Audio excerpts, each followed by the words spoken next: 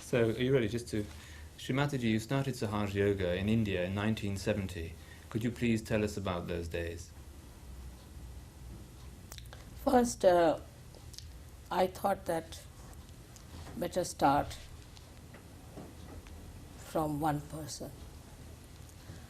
And I tried to give realization to one lady.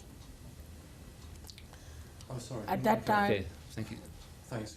This is just a test. I'm sorry, Srimati, we just have to test the It's all right. levels. No, then So again now we can go. So all right? Oh no, it's come undone. I think there's some more tape going. Where's that tape? That tape must be This getting boy old. must be having some tape. Where's it gone? Pause it then. that pause. Okay, turning over in 10 seconds, Nick. 10 seconds, okay.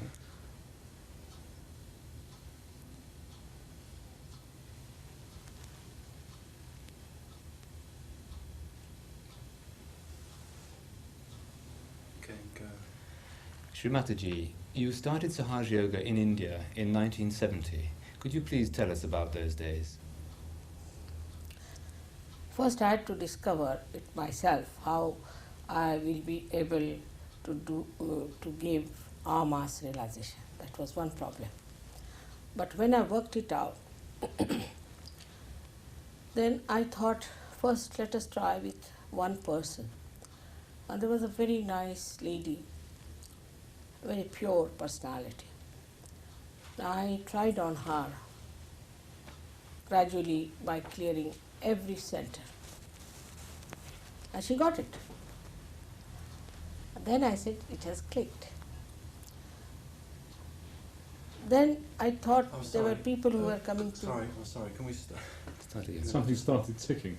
It's this clock, actually. What, picking up from the radio mic?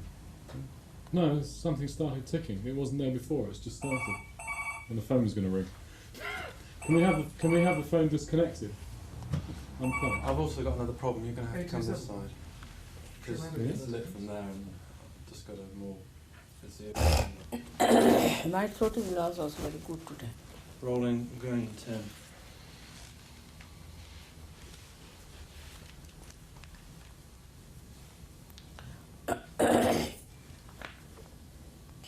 Mind your shadow pool on the edge there. Can you hear that? Okay. Is the telephone going somewhere? Can you hear that phone? Okay, stop. Relax, relax. Oh. Yeah, can you go in the kitchen just put it off? Let's wait. Just put it on pause. We're rolling in. My throat will press the ground. Roll in, take 4.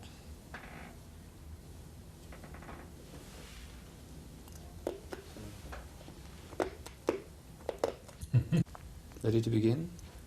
We go. 5 seconds for you, Nick. Take 5. Okay. Srimataji, you started Sahaja Yoga in India in 1970. Could you please tell us about those early days? See, the first problem was how to get people into the idea of Sahajog, to tell them about Kundalini, and to find out a method by which you can give them mass realization. So I worked very hard for it, and ultimately I found out the way how to do it by knowing the permutations and combinations of the problems that human beings have. And then I started lecturing. They announced my lectures, and many people came to my lecture. I didn't give them any realization. I was just telling them that we have to seek the realization, and it's possible in this lifetime, and we can work it out. Then out of them, I sorted out a lady who was a very pure person, I think, and I said, let me try on her. So treating her on every chakra with my attention, I raised her Kundalini, and she got it. And she felt very happy and joyous. Her eyes started shining. And she said, what has happened to me? So then I told these people that those who would like to come for self-realization, they have to go for a little away from Bombay. So we took a trip to one small little place where it was all very quiet and the seashore was beautiful. There, the people who wanted to have self-realization were still arguing and discussing. And that day, I felt that I should try on somebody else. And one gentleman on whom I tried was a wonderful Gujarati gentleman. He got his realization so beautifully. So they started saying, oh God, we cannot get it because after all, we are good for nothing and all that. So that's the first time I think, in life I really got very angry. I showed my anger and I said that if you go on feeling like that, then it's not going to work out. Have courage in you. And it's going to work out. And you'll be surprised that very same day, when we had the session, 12 people got realization out of them. There were about 26 people, out of them 12 got it. And 2 had got it earlier. And one was so anxious to get it but wouldn't feel anything. And suddenly she told me later on that in the train she started feeling the cool breeze around her. So that's how we had 15 people to begin with. But the 12 of them really worked it out, because even if you get realization, you have to settle with it and you have to get full understanding about it. With these 12 people I started in India, and then these 12 people were once compelled to give realization to a very big group of people in Nasik, because I was delayed, my car was broken on the way and they had to start the work, and they did it. And they were surprised that they could give realization to them. Of course they used my photograph, but they gave realization to them. So they had confidence. We had many such incidents where people were diffident about themselves, that how can they get realization? It's not possible. But when they saw others getting it, they just developed that faith in themselves.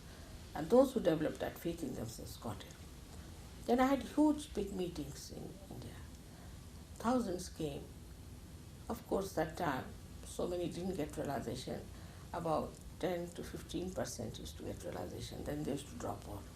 Also they discovered that by raising the Kundalini, people get cured. So the first onslaught was that of the sick. As too much it was. I cured many people in Bombay, people came from all over the world, I should say, in the sense that those their relations and things are. But I found those people who were sick people got cured. They had no interest in Sahaja Yoga, they had no interest in the benevolence of others. They just came for their curing, that's all. That's how I felt that first thing is that I must look after people who can achieve this confidence in themselves and can achieve the state of doubtless awareness.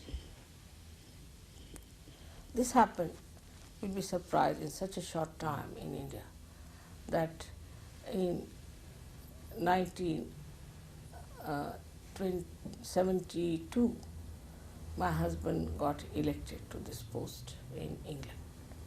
He was elected by 134 nations, and our government insisted that we should come to London. And we came to London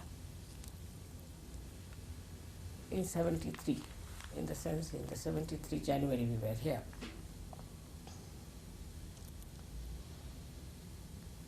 Could you please, Srimataji, describe your... Sorry, Nick, can I just... Yep. Okay, we're all in again. Take 6.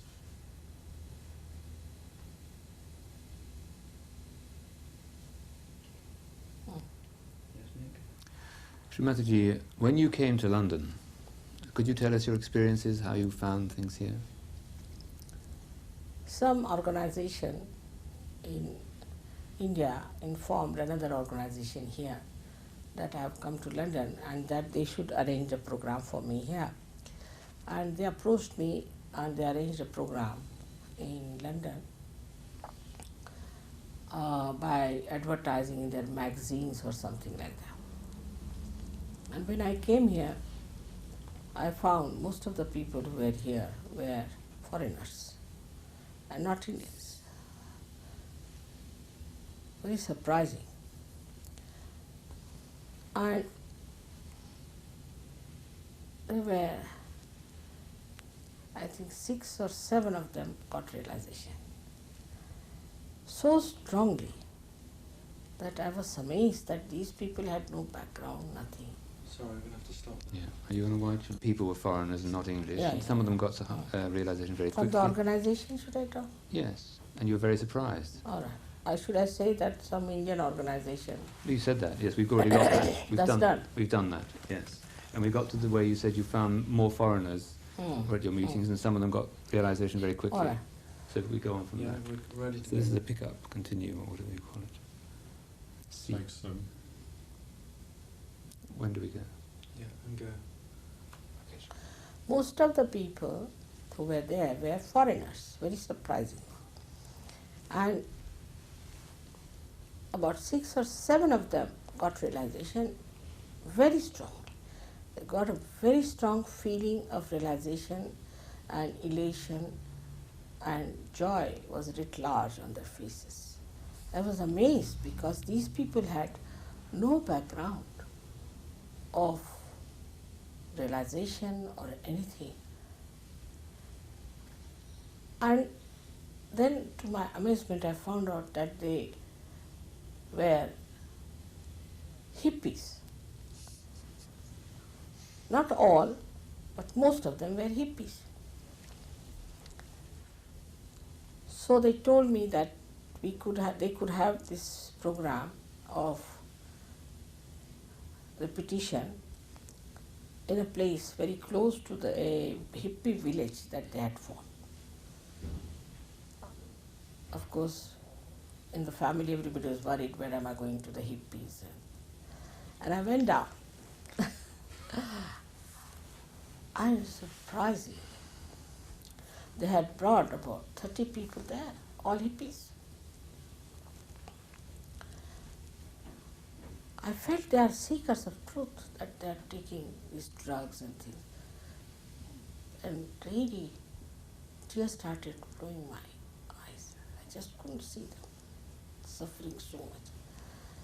And some of them couldn't see me. They just saw, they said later on, they just saw lights coming out of me. And some of them were something like coma. They didn't know their names, anything, in a horrid way. So out of that, we again got about 10 people who got realization. Very well, surprising. Next time, I received a telephone call saying that they have given up drugs overnight and they want to see you. We are living in a house that was about 25 miles away from London. I said, come along this Saturday. So they came down, they stayed over. Beautiful people they were. So I asked him, why do you make your hair like primitive people? Why do you want to live like primitive people? And they were wearing dirty clothes, smelling. I said, now first you all go and have baths. So I gave them soap, everything. I wanted them to change. Then they came down. I was amazed that they were very, very beautiful people. Out of them, about 8 or 9 properly settled down in Sajjada. And that was the foundation. And I discovered that some of them were professors, they were PhDs and this and that, very learned people. And the British, whom I thought would be the most difficult people, became so easily available for Sahaja Yoga. Not only that, but they really felt duty bound to do something about it because they thought I can save all these people who are drug addicts. And the best part of it, immediately they were scholars, went to the universities, and we got another scholar who rushed from America to see me. And they studied everything about Kundalini, everything about what is self-realization is, and they're back next Saturday again. And it was so beautiful to see their anxiety to help humanity. That's how we started our work. But the one we had with us, who was a diplomat later on, also went from various countries, and then they got hold of their friends and things. And that's how this hippie movement, which was spread in the whole of Europe,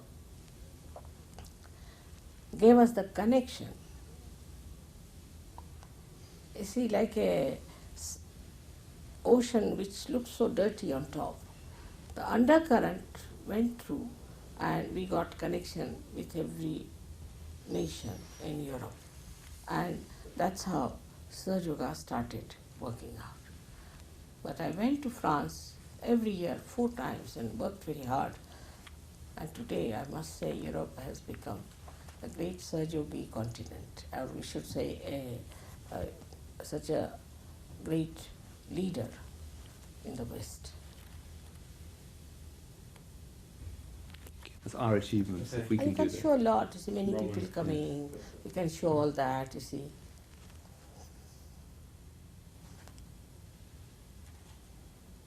Right. So Nick in 5 when you're ready. Okay. Srimataji, could you please explain what is this cool breeze people feel? This cool breeze is the all-pervading power of God's love. It is described in all the scriptures. It's called as Ruh, or is called as the cool breeze of the Holy Ghost in the Bible. And also, Sri Adi Shankaracharya has described it as Salilam, Salilam, means the cool and cool and cool. So that is what you feel. First time you feel the subtle, all-pervading power which does everything, which organizes everything, does all living work, which thinks above all it loves. Right, thank you. So, could you explain to us, please, about the Kundalini? Kundalini is a power for our ascent placed in the triangular bone, which is called a sacrum. That shows that even the Greeks knew it was a sacred bone, and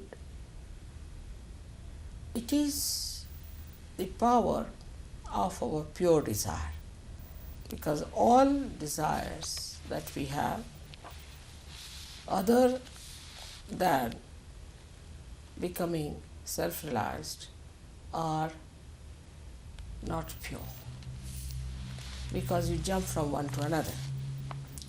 So this is the energy of pure desire within us, which when awakened rises, passes through 6 centers and emerges through the fontanelle bone area, emitting cool breeze. To begin with it might be hot, but later on cool breeze. This is the real baptism. This area in Sanskrit called as Brahmarandra. But when this Kundalini rises, it doesn't give you any problems, it doesn't give you any extra movements or you do not get into any stupid actions. It just rises and you just feel the end of it. Of course, in some people they feel the heat a little bit. That's all. And what other effects does this have on people, the Kundalini? To begin with, this is the energy which connects you to the all-pervading power. Like any instrument has to be connected to the mains. So you get connected to the mains. And all the vitality starts flowing through you. As a result, at different centers you get different effects. But the first one that you get overall is that physically you get cured. By your own power, you get cured physically. Many diseases like cancer, incurable diseases, many mental problems can be solved if one can raise the Kundalini and fix it up. Secondly, as I told you, you can also solve emotional problems. You can also solve many social problems, because once the Kundalini is raised, your spirit comes into your attention, which is, as they say in Sanskrit, is Satchidanand, is the one which gives you the truth, which gives you the attention which is effective and pure, and gives you the joy. So the wisdom dawns upon you, and the family life, everything improves tremendously. But the best part of it is that in modern Sahaja Yoga, anybody who gets realization after knowing about it properly,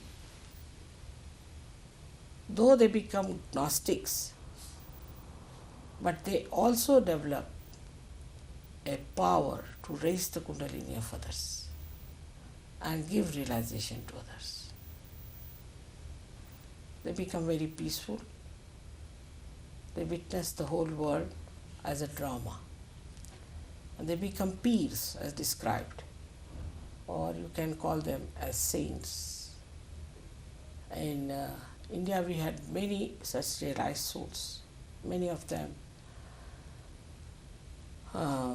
And now the time has come, as I call it, the blossom time.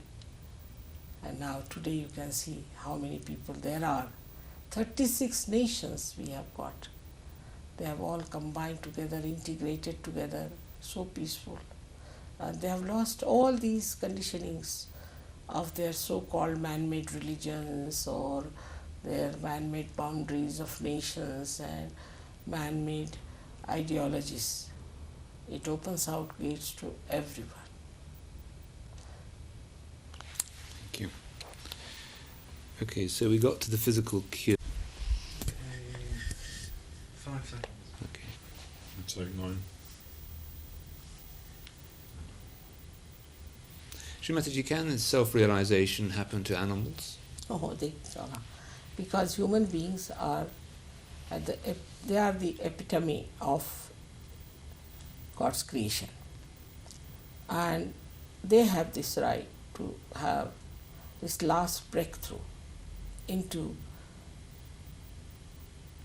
collective consciousness, the new awareness, which is described by Jung very clearly, because he also got his realization. Okay, thank you. As we come to Jung at the end. So, cut it. Okay, rolling in 5. So you can say one thing here, that they Okay, we're rolling. Take 10. Srimataji, is there an organization for which people have to pay money for their self-realization in order to keep them committed to? This is a living process of the living energy of living God. And you cannot pay because God doesn't understand money.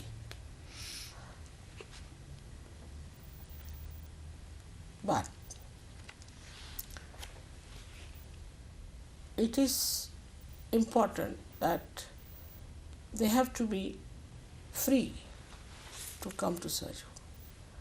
There is no manipulation, there is no forcing. And those who want to stay and work it out are allowed, but those who don't want are asked to get out. There is no halfway, because you have to grow. Just like a little plant has to become the tree, a Sahaja has to become a real ardent Sahaja.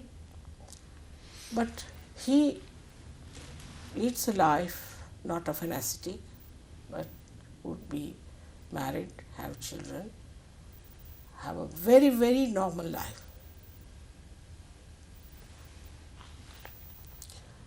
The best thing would be to ask the Sahajogis themselves what they feel, because they are absolutely free people. It is their feeling of joy that makes them committal to Sahaja. They want to share it, like a drunkard wants to share his drink with others. In the same way, those who are drunk in the nectar of God's love want to share it, and that's how they are committed. But for that, they don't have to give any money and give up any family life. They have to be very normal people.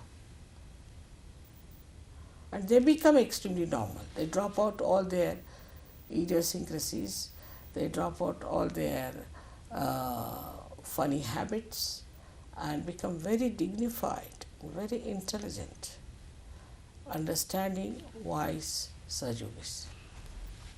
Thank you. Got it. Then Wolfgang says I could feel my chakras and the chakras of others on my fingertips. And now we come to something for you to record, which you want to talk about when you become collectively conscious, you enter the kingdom of God, you become a Pia. Oh, sorry. That I've already Oh, yeah, said. I'm talking on the wrong one. Audio ident, this But is when an you interview with become Srimati Nirmala collectively Devi conscious, Yes, you did say that. I on can 6th of say that December when you 1989 become in collectively London. then Nick Granby you can feel is the others interview on on your Channel 1, fingertips. Srimati Lee on Channel 2, backed up Channel 4. Yes. You enter the, I mean, it'd be nice if you could say it again for this. Okay, so Nick in 5. Okay. Take 1, scene 29.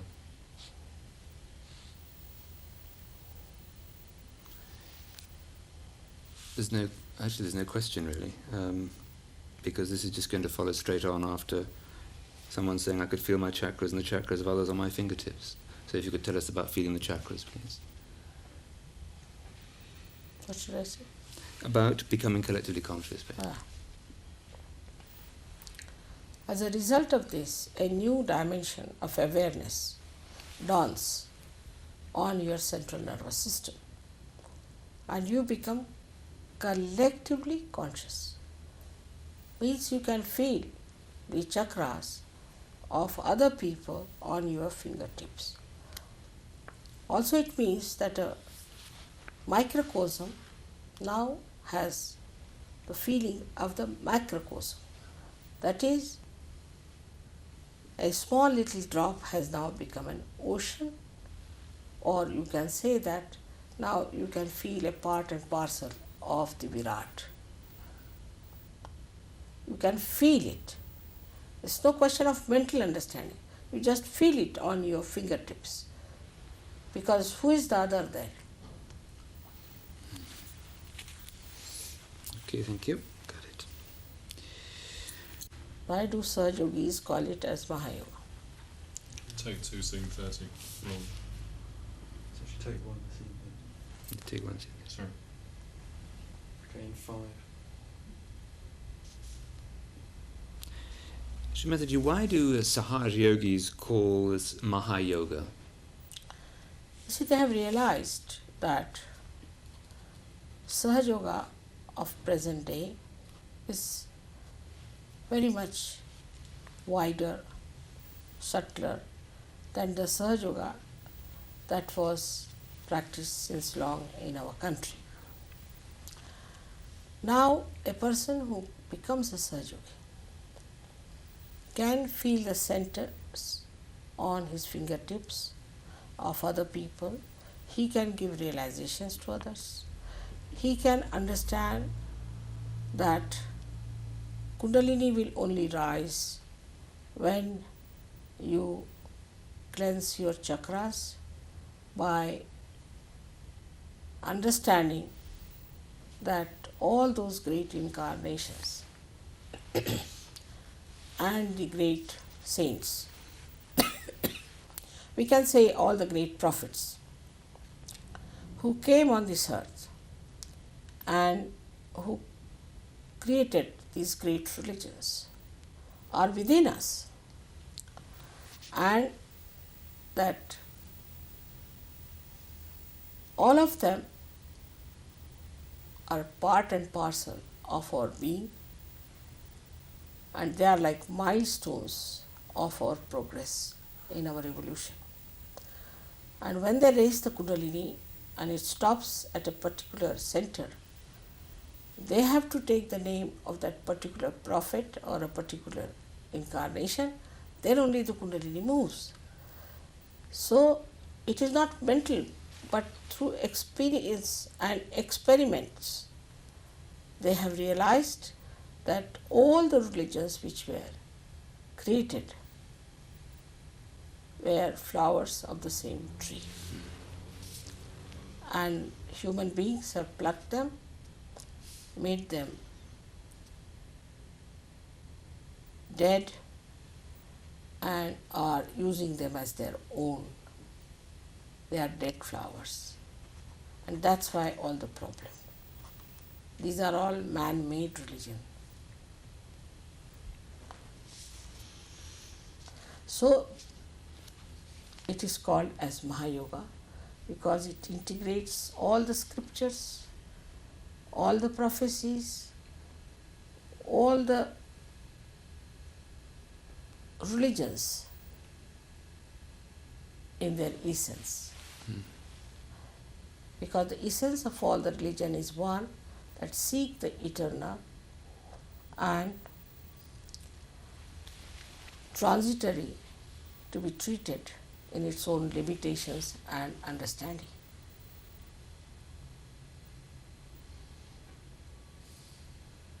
We don't have to preach that all religions are the same, we are all brothers and sisters, and then we just start fighting. It just becomes part and parcel of your being. You just know that every religion is absolutely born on the same tree of life. So we have Jews who worship Christ, we have Christians who worship Krishna, we have Muslims who worship Rama. So we have all sorts of people who are of that level that from that height they see that all these rivers are flowing into one ocean, and from the same ocean the vapors of spirituality have risen and have brought the clouds of spirituality, and again they are pouring down as pure vibrations on human beings.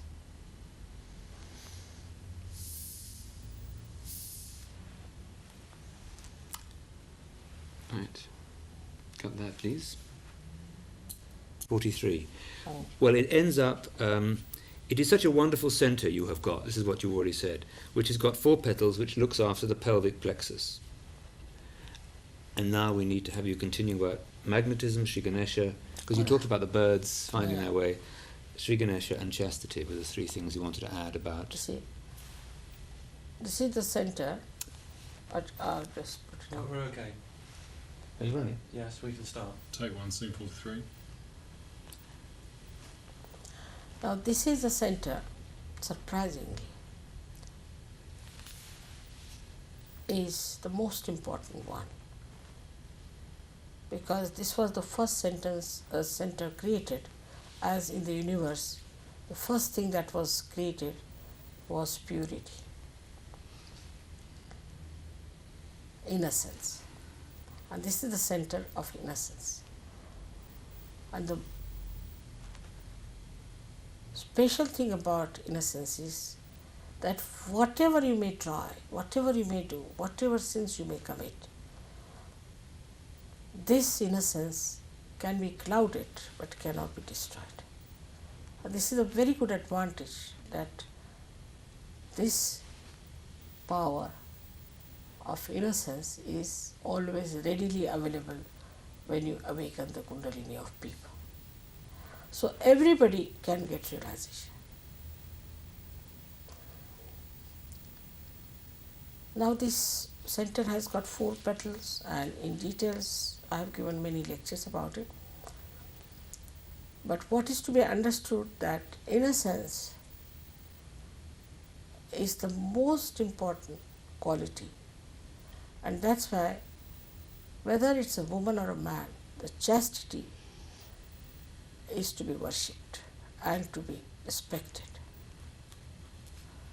There were people like Freud who were half-baked, and they are the ones who have brought AIDS and all these experiments, because whatever human beings have, they think they have every right to experiment with. But this way it has proved to be extremely dangerous. People are now suffering from all kinds of problems all over. It may be that it was not their mistake, but definitely it was their ignorance. So one has to decry it and stop it. I told about this long time back in America, that such and such disease will come. Even today, people think no end of Freud and still are not understanding what are they up to. We are not a sex point. We have to become a superhuman being, a saint. So, to reduce yourself to a sex point or to learn something from animal sex behavior is nonsense. Because we have freedom, we should not go into abandonment, and know that in no religion it is being preached that you can play with your innocence.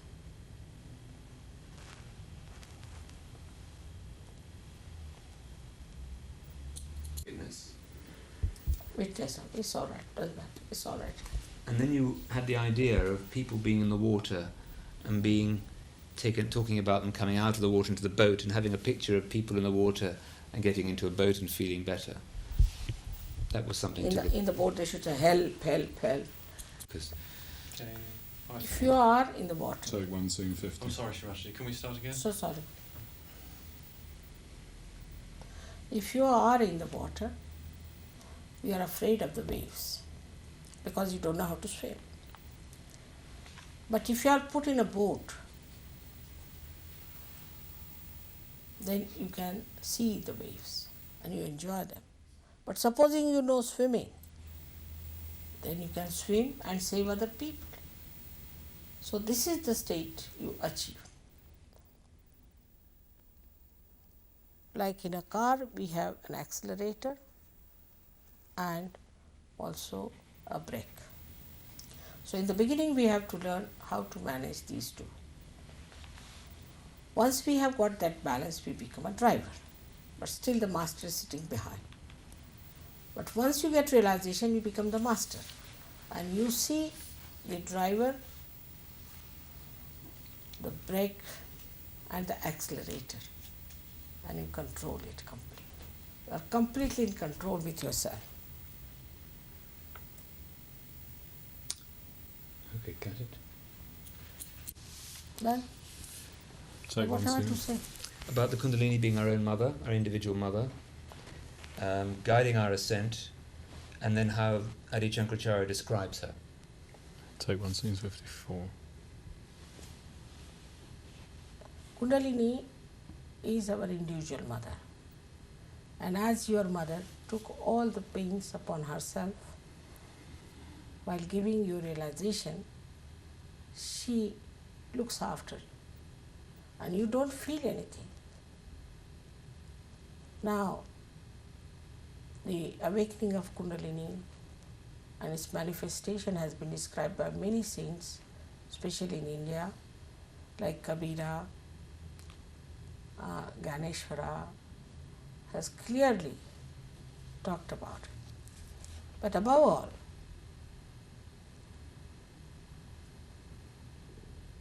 we should say Sri Adi Shankaracharya has beautifully described it. Though we had Markandeya and other people who have also very beautifully given information about that. But Adi Shankaracharya's poetry is beautiful. Same with Ganeshwara, who was a young person who died very early and who has beautifully described how Kundalini looks like, how she works.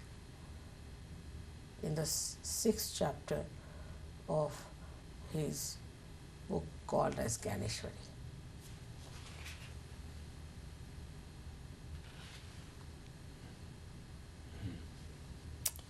So, right, cut it for a minute, because I mean, we can separate them if you like. Same thing, I can say it all that just now. And this is the time of the last judgment and resurrection, the new Satya Yuga age, prophesied in all the world great religions. The world is not to be destroyed. Would God, who loves us very much, gives us doomsday and not the resurrection. I think at this point to stop is better. The film should stop at this point. Because we've got... No, it's all right, perfect. All right.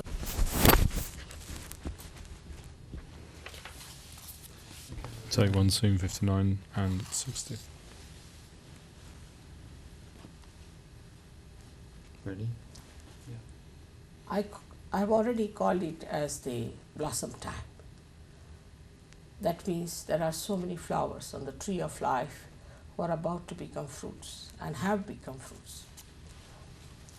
So the modern times, which were called as Kali Yuga, have now come to an end, and a new age has started, which is called as Krita Yuga, when the all-pervading power starts working it out, is a Krita Yuga. That has also started, which will end up into Satya Yuga, means the age of truth. So in this Krita Yuga, this all-pervading power is going to work out miracles. It is going to work out the Kundalini awakening. It is going to give signs of its existence. It is going to help people to bring about political changes, and also mental attitudes will change. So many things it is going to work out. That's why it is called as Krita Yuga, where it will work out. The blossom time is working out, and this is the time what we can call as the last judgment. The last judgment where people will be judged through their own Kundalini. You must have seen the picture of Sistine Chapel done by Michelangelo. And that's exactly is the Kundalini, where they have shown Christ standing at Argatic. This is the last judgment. Or in the Quran, it is described as the resurrection time, as Qiyamah, as they have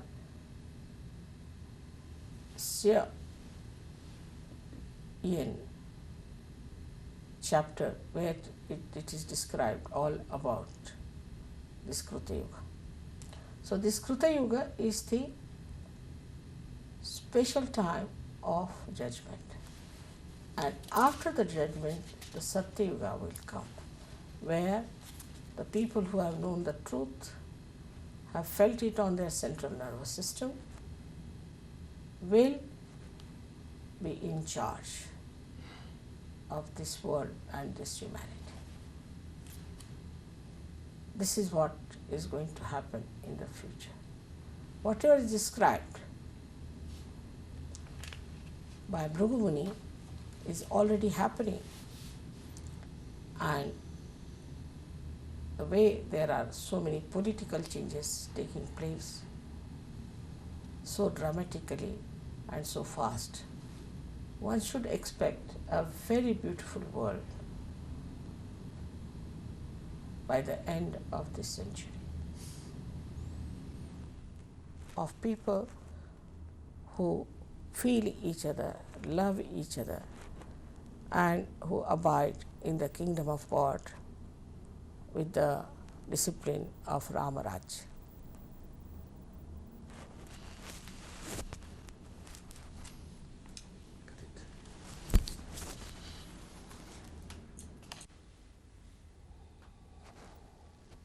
When will you ask this question? Ah. At the end of it? I don't know yet. I think we'll have to see when it's all together. Well, just where it before best the goes end. in. Yes, probably. Just before the end. It's like a Ah, climax. ah.